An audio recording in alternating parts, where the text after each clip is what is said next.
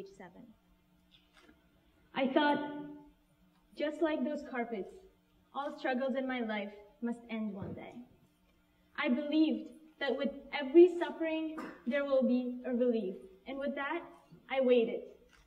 I waited for the day that I won't have to hide the fact that I'd fled from Afghanistan. I waited for the day that I won't have to answer questions like, how was it to live in war? Because for a 7-year-old girl who was born and raised in war, the real question was, how was it not to live in war? How was it not to hear the sound of jets as they hovered over my house at 3 in the morning, while my siblings and I rushed into the basement, closing our eyes and ears and reciting any verse of the Quran we knew, and hoping not to become the target of the next rocket? How is it not to think that your value is based on the number of knots you weave in a carpet?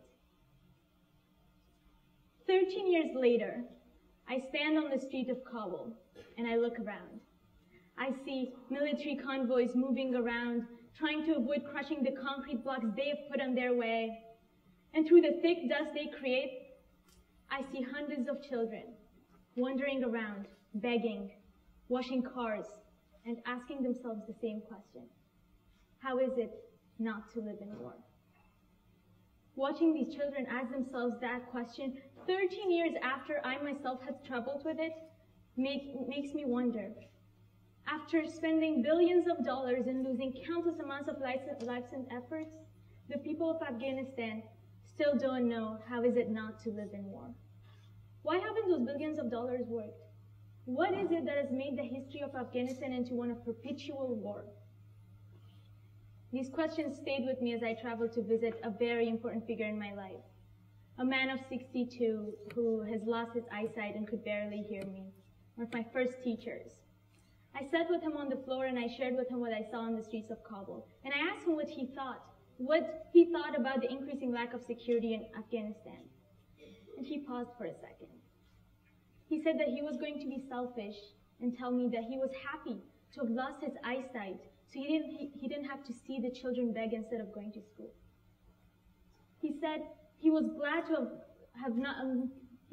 not to be able to hear the sound of bombs as well as he used to. And he paused again. And he thanked me for being the first person who had ever asked him what he thought.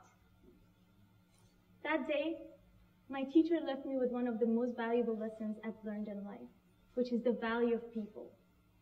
This man has lived his entire life in that village. He's lost loved ones and he's seen the transitions in his village. Hearing him thank me for being the first person to ask him what he thought makes me wonder, how much of the population do the decision makers actually reach out to, or listen to, or care for? That day, I could clearly see a wall between two groups of people in Afghanistan. One, a small percentage of people who speak English like myself, or hold dual passports, or are related to some government officials. And second, the average Afghans who are teachers and farmers and shopkeepers. But these teachers and farmers make up the majority of a population upon whom we are trying to implement our projects on, without even talking to them, without even remembering that they have a voice and a say in the rebuilding of their country as well. This led me to decide to start working with these often overlooked people, understanding that I may not be able to make any difference in their life whatsoever, but I wanted to hear them. More importantly, I wanted them to believe that they had a voice.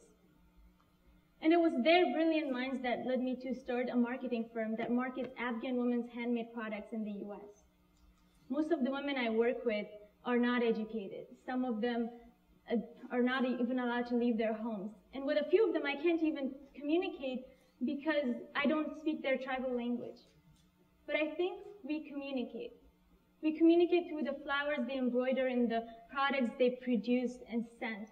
And they believe that by sending every single product thousands of miles away from them in the US, they communicate with each and every one of those people who wear their products. They believe they have a voice by creating these products. And it's this belief that makes all the challenges that I go through to travel, to visit them, to work with them, worthwhile. Even at Yale, I try to remember these voices and those faces and these stories as I pursue my studies. I try to have a voice myself and convey that the best way to bring peace in Afghanistan is by communicating with its people. And communication doesn't always need a common spoken language or similar experiences or culture. It was working with these women that I learned that humanity alone could be the best tool to communicate among people of entirely different backgrounds. Like today I stand here and I share my thoughts with you, and I really thank you for bearing with my broken English. But I want to leave you with one thought, and that is that I think the difference between me as a Yale student and all those women who were forced to get married or forced to quit school in Afghanistan is in one thing. And that is that one day someone came up to me and asked me what I thought. And that gave me the confidence to be where I am today. Thank you.